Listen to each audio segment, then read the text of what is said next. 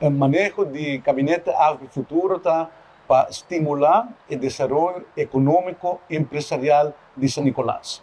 E de quadro aqui, nós estamos organizando com um grupo de mais ou menos 16 vendors, pop-up market, de Plaza Lolita e de Sabra aqui, de 9 horas de manhã para 2 horas da tarde.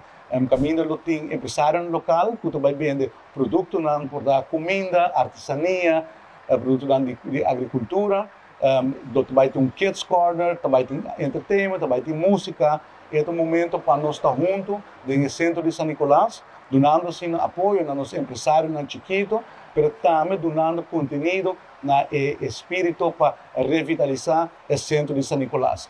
A ideia está com o evento aqui no lugar Tour Luna, para assim criar traction e atividade no centro de San Nicolás.